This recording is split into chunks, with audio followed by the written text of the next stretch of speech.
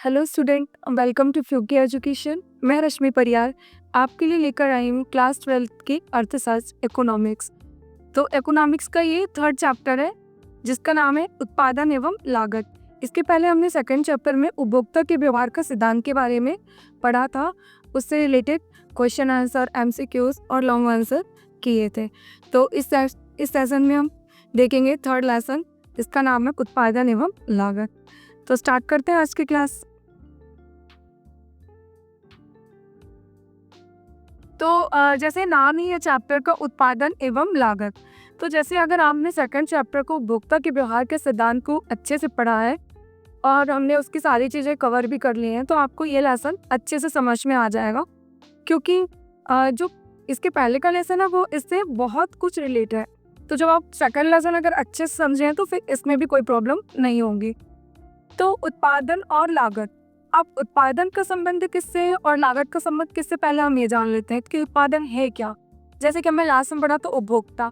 अब आपको ये पता है कि उपभोक्ता और उत्पादक, ठीक है, उत्पादक और उपभोक्ता दो होते हैं जो कि इन्हीं के द्वारा पूरी आर्थिक जो क्रिया है वो चलती है। अब उत्पादक, किसी चीज़ का उत्पादन हुआ और हमने उसका उपभोग किया। मार्केट में मान लीजिए कोई वस्तु आई और उसका उत्पादक है, उसका उत्पादन किया गया, उसको बनाया गया और हमने जब उसका उपभोग किया तो ही तो उस चीज़ का मतलब निकला, फिर उससे प्रॉफिट हुआ। अगर कोई चीज़ बन रही है तो उसके लिए दोनों ही ज़रूरत है, उत्पादक और उपभोक्ता दोनों ही चाहिए, क्योंकि जो बनाएगा और बेचने वाला और खरीदने वाला दोनों ही एकदम इक्वल चाहिए। क्योंकि अगर हम कोई किसी चीज़ का निर्माण कर रहे हैं और उसको खरीदने वाला कोई नहीं है तो फिर क्या मतलब उस चीज़ का, ठीक है। अब यहाँ पे बात हो रही है उत्पादन और लागत की। उत्पादन के बारे में हम पढ़ेंगे कि उत्पादन क्या है और लागत क्या है। तो हम फर्स्ट क्वेश्चन पहले देख लेते हैं कि उत्पादन के कौन से चरण में कुल उत्पाद अधिकतम होता है, ठीक है। तो उत्पादन का कौन सा चरण होता है, देखिए उत्पादन के चरण और उत्पादन के हमने बताया कि उत्पादन के प्रकार क्या है। जैसे कि आपने लेसन में पढ़ा होगा कि उत्पादन के प्रकार कौन कौन से होते हैं, 5 प्रकार होते हैं: भूमि, श्रम, पूंजी, संगठन और साहस, ठीक है।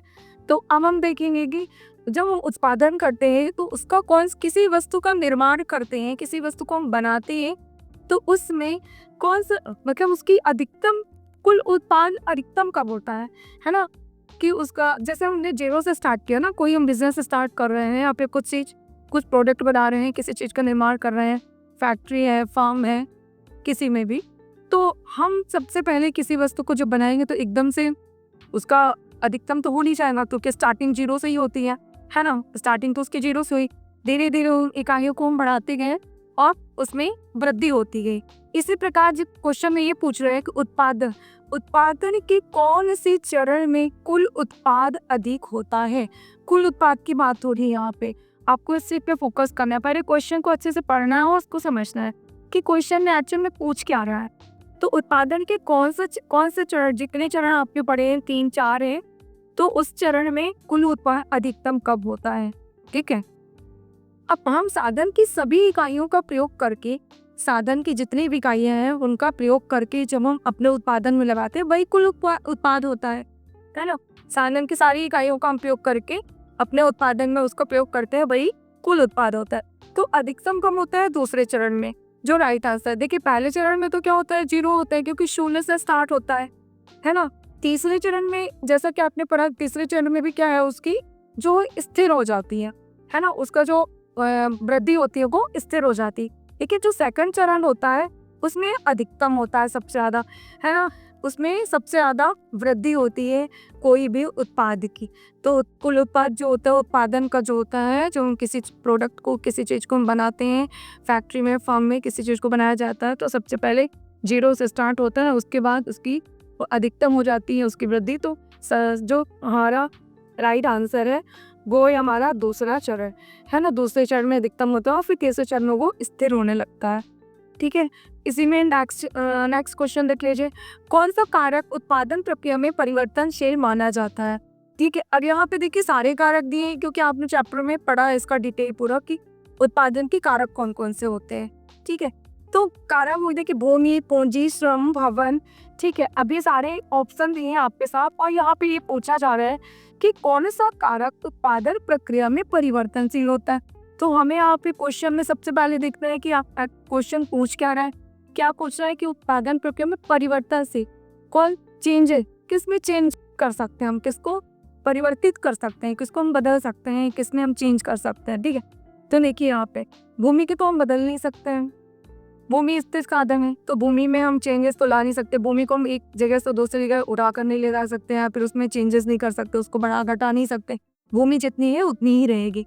ठीक है, उसके बाद है पूंजी।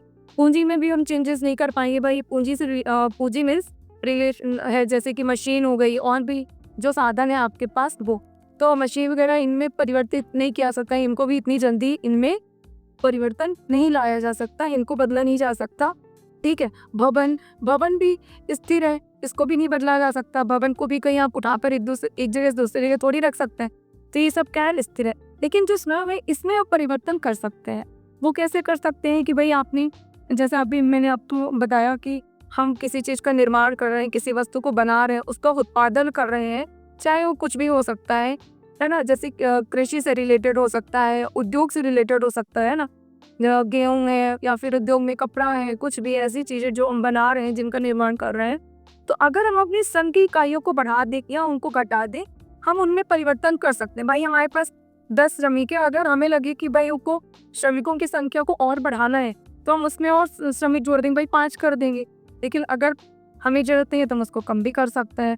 ठीक है, इस प्रकार, तो इस प्रकार से हम घटा और बढ़ा सकते हैं। तो हमारा जो उत्पाद परिवर्तनशील जो है वो हमें देखना है कि भाई परिवर्तनशील साधन कौन सा है, कौन सा कारक है जो परिवर्तनशील है, जिसको हम बढ़ा घटा सकते हैं, जिसमें हम चेंजेस ला सकते हैं। तो राइट आंसर हो गया श्रम।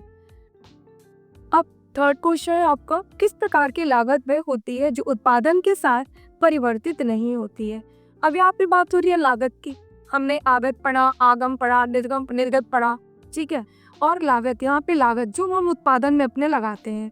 ठीक है, जो हमारा, जब हम कोई उत्पादन में स्टार्ट करते हैं, किसी चीज़ का उत्पादन करते हैं, जैसे मैंने एग्जांपल दिया गेहूं है या फिर कपड़ा है ना, कोई कपड़े से रिलेटेड फैक्ट्री है, मान लीजिए वो कपड़े बना रही है, कृषि में है, दो किसान है, दो गेहूं का उत्पादन करना चाह रहा है। ठीक है, इस प्रकार से। और अगर मान लीजिए कोई सब्जी का बिजनेस है उनका, वो सब्जी से रिलेटेड उत्पादन कर रहे हैं, तो किस प्रकार की लागत वह होती है जो उत्पादन के साथ परिवर्तित नहीं होती। अब यहाँ पे क्या पूछ रहा है कि उत्पादन के साथ परिवर्तित नहीं होती, मतलब उसमें चेंजेस नहीं आते हैं। ठीक है, तो अब देखिए परिवर्ती लागत। अब परिवर्ती लागत तो भाई नाम से स्पष्ट हो रहा है कि परिवर्तनशील है, इसको हम चेंज कर सकते हैं, इसमें हम घटा बढ़ा सकते हैं अपनी चीज़ों को। सीमांत लागत, औसत लागत। ठीक है, औसत सीमांत लागत को भी हम घटा बढ़ा सकते हैं, इसमें भी हम परिवर्तन ला सकते हैं। जैसे कि आपको पता है कि एक अतिरिक्त इकाई को घटाने बढ़ाने से जो रिलेशन है वो सीमांत लागत से है, जबकि हमने फर्स्ट चैप्टर से हम ये पढ़ते आ रहे हैं कि सीमांत लागत क्या है ना। तो लागत अभी हम पढ़ रहे हैं, पर सीमांत शब्द का उपयोग हमने बहुत बार किया और उससे हमें पता है कि सीमांत क्या है। तो सीमांत में भी आपको पता है एक अतिरिक्त इकाई को लगाने से जो उत्पादन होता है वो है। तो अभी इसमें भी हम परिवर्तन कर सकते हैं, लेकिन औसत लागत में भी हम कर सकते हैं एवरेज कॉस्ट। अब हम परिवर्तन किस में नहीं कर सकते हैं, स्थायी लागत जो हमारी फिक्स्ड है, जो लागत हमारी एक्चुअल में फिक्स्ड है, उसमें हम कोई परिवर्तन नहीं कर सकते हैं क्योंकि वो स्थायी है, उसमें कोई परिवर्तन नहीं होगा। तो आपका राइट आंसर हो गया बी, स्थायी लागत। अब नेक्स्ट है लघुत्तम और औसत लागत LAC वक्र का आकार कैसा होता है। ये वेरी इंपॉर्टेंट क्वेश्चन है और अक्सर पेपर में पूछा जाता है कि लघुत्तम जो औसत लागत है LAC, इसको शॉर्ट नाम है, शॉर्ट नेम है इसका LAC, वक्र का आकार कैसा होता है। तो देखें वक्र का आकार, पहले हम रॉन्ग आंसर पे रॉन्ग जो दिए हैं उन पे फोकस करता है। ऊर्ध्वाधर होता नहीं है क्योंकि इसको भी हम बताएंगे, एक्सप्लेन करते हैं। 36 भी नहीं होगा। आपने जब वक्र बनाया है तो 36 भी आपने पढ़ा है कि 36 में क्या क्या चीज़ें होती है। अब ऊपर की ओर झुका हुआ बिल्कुल भी नहीं होता है, ये भी रॉन्ग आंसर है। अब होता कैसा है, यू आकार। औसत लागत कैसा होता है, यू आकार। देखिए क्या होता है, क्योंकि पहले क्या होती है, बढ़ते दर से बढ़ती है ना, बढ़ते क्रम से वो बढ़ती है। उसके बाद क्या होती है, एक स्थिति के आने के बाद वो स्थिर हो जाती है और घटती तो है और फिर बढ़ती है। तो इसलिए इसको यू आकार बोला कि पहले तो बढ़ती हुई उसमें होती है और एक स्थिति ऐसी आती है जब वो स्थिर हो जाती है और उसके बाद फिर फिर वो बढ़ने लगती है, इसलिए इसका आकार कैसा होता है, यू आकार होता है। एवरेज कॉस्ट की यहाँ पे बात हो रही है, ठीक है। तो यहाँ पे LAC की बात हो रही है ना, तो लघुत्तम औसत लागत पूछा जा रहा है कि ये यू आकार का क्यों होता है, ठीक है। तो ये यू आकार कैसे होते हैं कि भाई पहले जो है एकदम बढ़ते वैसे इसमें वृद्धि होती है, फिर एक स्थिति में आकर यहाँ पे ये स्थिर हो जाता है, कोई चेंजेस जो है फिक्स हो जाता है और फिर एक सीमा के बाद फिर से ये बढ़ने लगता है, ठीक है। तो राइट आंसर हो गया यू आकार। ठीक है, सीमांत उत्पाद कब नकारात्मक होता है, नेगेटिव कब होता है? सीमांत उत्पाद नेगेटिव कब होता है, इसकी बात हो रही है यहाँ पे। तो देखिए पहले चरण में नहीं, ये होगा सर, और दूसरे चरण में भी नेगेटिव नहीं होता, जबकि हमने इस चीज़ को पहले भी पढ़ा है। सीमांत आपको बताया था मैंने, जो लास्ट चैप्टर में हमने बात की थी कि भाई जब हमें भूख लगती है, बहुत तेज़ हमें भूख लगी हुई है और हमें खाना है, तो हम क्या करेंगे कि पहली रोटी से हमें थोड़ी संतुष्टि प्राप्त होगी, फिर जब दूसरी रोटी खाएंगे तो उससे, और इस तरह से कर करके हमें मतलब जो हमारी भूख है, जब अगली रोटी का हम खाते जाएंगे तो हमें ज़्यादा संतुष्टि प्राप्त होगी। लेकिन एक सीमा ऐसी आएगी जहाँ पे वो हमें नकारात्मक भी मिलेगा, बड़ी जब हमारी भूख मिट जाएगी और उसके बाद भी अगर हम खाएंगे तो फिर उसका नेगेटिव प्रभाव पड़ेगा, नकारात्मक हो जाएगा वो। तो इस तरह से सीमांत उत्पाद जब नकारात्मक होता है तीसरे चरण में, ठीक है। पहले और दूसरे चरण में नहीं होता है ये, तीसरे चरण में इनमें से कोई नहीं है, तो बिल्कुल ही रहोगे। तो राइट आंसर हो गया इसका तीसरे चरण में। फिर है अल्पावधि उत्पादक, कम अवधि की बात हो रही है यहाँ पे। अल्पावधि, दीर्घावधि और अल्पावधि आपने पढ़ा है कि यहाँ पे कम समय की बात हो रही। अल्पावधि उत्पादन में कौन सी लागत होती है कि अल्पावधि में कम समय की बात हो रही है यहाँ पर, है ना। तो कम समय में उत्पादन में कौन सी लागत होती है? तो यहाँ पे देखिए परिवर्ती लागत, स्थायी लागत और कुल लागत, ये तीनों ही होंगे, ठीक है, अल्पावधि में। क्योंकि हमने पढ़ा है कि अल्पावधि में सारे चीज़ों को अल्पावधि में क्या होता है, कोई भी साधन चेंजेस उसमें नहीं होते, वो स्थिर रहते हैं। और उसमें बहुत रेयर केस ऐसा होता है जब कोई भी साधन परिवर्तित हो, तो एक कम साधन है, जैसे श्रम है, हमारा श्रम कारक है जो, उसमें हम परिवर्तन कर सकते हैं, है ना, उसमें घटा बढ़ा सकते हैं, लेकिन हमेशा स्थिर रहते हैं, सारे साधन जो है वो स्थिर रहते हैं। इसी तरह इसका जस्ट अपोजिट दीर्घकाल में क्या होता है कि सब परिवर्तनशील रहते हैं, है ना। देखिए इसमें कैसे है, सब स्थायी रहते हैं। अल्पावधि की जो अवधि होती है उसमें सारे साधन स्थायी रहते हैं, लेकिन जो दीर्घावधि की बात हो रही है, लॉन्ग रन की बात हो रही है, शॉर्ट रन की बात हो रही है, तो यहाँ पे क्या है, सारे साधन स्थायी रहेंगे। लेकिन दीर्घावधि की जब हम बात करेंगे जस्ट इसके अपोजिट, तो उसमें सारे साधन क्या होंगे, परिवर्तनशील होंगे, सब कुछ चेंज कर सकते हैं, क्योंकि उसमें हमारे पास इतना समय होता है कि हम सारे साधन में बदलाव कर सके, चेंज कर सके। लेकिन अल्पावधि में हमारे पास ऐसा समय नहीं होता कि हम कोई भी साधन को बदल सके, कोई भी कारक को हम परिवर्तित कर सके, सिर्फ श्रम को छोड़ के। तो यहाँ पे देखिए परिवर्ती लागत जो है और स्थायी लागत है और कुल लागत, ये सभी अल्पावधि उत्पादन में ये सारी लागतें होती हैं। तो राइट आंसर हो गया आपका उपरोक्त सभी। अब नेक्स्ट क्वेश्चन है 6 नंबर कि दीर्घावधि में सभी लागतें कैसी होती हैं। अभी हमने बात की अल्पावधि की, कम समय की, शॉर्ट रन की, लेकिन अब हम बात कर रहे हैं दीर्घावधि की, लॉन्ग रन की बात हो रही है कि दीर्घावधि में सभी लागतें कैसी होती हैं, स्थायी, परिवर्ती, आंशिक और इनमें से कोई नहीं। तो अभी जैसे मैंने इसके पहले आपको देखिए स्थायी तो होगा नहीं, जैसा कि मैंने आपको बताया कि दीर्घावधि में हम सारे कारक को, सारे साधनों को परिवर्तित कर सकते हैं, चेंजेस ला सकते हैं। आंशिक भी नहीं होगा, ये भी रॉन्ग है, इनमें से कोई नहीं, ऐसा तो बिल्कुल नहीं है। तो यहाँ पे क्या है, राइट आंसर परिवर्तित, क्योंकि हमने पढ़ा है, ठीक है।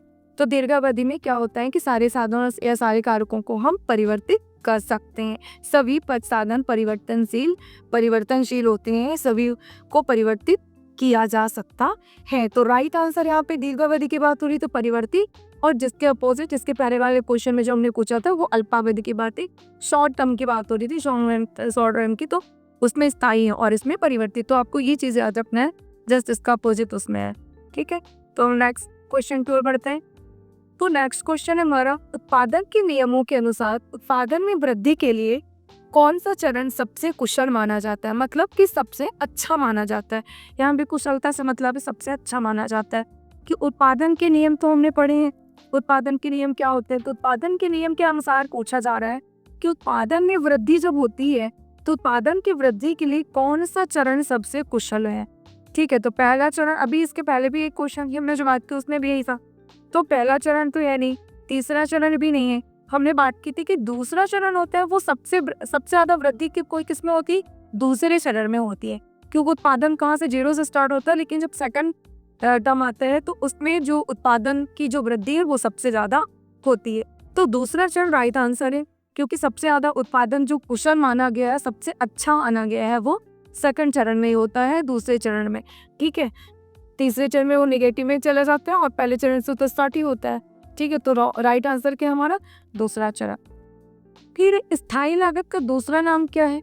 अब यहाँ पे पूछा जा रहा है कि हमने अभी स्थायी लागत देखा कि स्थायी लागत क्या होती है, जो फिक्स कॉस्ट रहती है। ठीक है, अब इसका दूसरा नाम हम क्या दे सकते हैं? तो हम इसको बिल्कुल दे सकते हैं निश्चित लागत। भाई प्रत्यक्ष लागत तो दे नहीं सकते हैं, अप्रत्यक्ष भी नहीं दे सकते, कुल लागत भी नहीं दे सकते हैं, है ना। प्रत्यक्ष और अप्रत्यक्ष ये बिल्कुल रॉन्ग आंसर है, और कुल लागत भी रॉन्ग आंसर। लेकिन स्थायी का जो अगर हम देखें, एक तरह से आप पर्यायवाची बोल दीजिए, तो इसका क्या होगा, निश्चित, फिक्स कॉस्ट। तो ये राइट आंसर है। अगर स्थायी लागत का दूसरा नाम पूछा जाता है तो आपके दिमाग में सबसे पहले आंसर आएगा, भाई निश्चित की बात हो रही है, यहाँ पे फिक्स की बात हो रही है, तो यहाँ पे निश्चित लागत, जो राइट आंसर है सी नंबर। अब क्वेश्चन नंबर लास्ट है, क्वेश्चन नंबर 10 है, कौन सी लागत उत्पादन के साथ बढ़ती या घटती रहती है? अब यहाँ पे बात हो रही है कि कौन सी लागत है जो उत्पादन जब होता है उसके साथ बढ़ती भी है और घटती भी है। ठीक है, तो देखिए स्थायी लागत तो ऐसा होगा नहीं, क्योंकि स्थायी लागत फिक्स रहेगी, इसमें कोई चेंजेस नहीं रहेंगे। पूंजीगत लागत में भी मैंने बताया कि इसको भी हम फिक्स रखते हैं, इसमें भी कोई चेंज, संचयी लागत भी चेंज नहीं होती है। ठीक है, लेकिन जो परिवर्तित से बात हो रही है यहाँ पे, परिवर्तनशील है, इसमें चेंजेस आते हैं, है ना, क्योंकि इसको हम परिवर्तित कर सकते हैं, इसको हम घटा सकते हैं, बना सकते हैं अपने अकॉर्डिंग, है ना, क्योंकि हमारे पास तय रहता है कि लागत उत्पादन के साथ बढ़ती घटती है। तो कौन सी लागत है जो बढ़ती घटती है? तो परिवर्तित लागत है, परिवर्तनशील, जिसको हम परिवर्तित कर सकते हैं। तो ऐसी लागत को हम, जब परिवर्तित लागत को हम क्या करते हैं, उत्पादन के साथ बढ़ा और घटा सकते हैं। तो यहाँ पे हमारा जो आंसर हो गया राइट आंसर बी नंबर। ठीक है, अब सेकंड में हमारा 11 नंबर क्वेश्चन जो है, परिवर्तनशील अनुपातों का नियम संबंधित है। परिवर्तनशील जो अनुपात हैं उनका नियम किससे संबंधित है?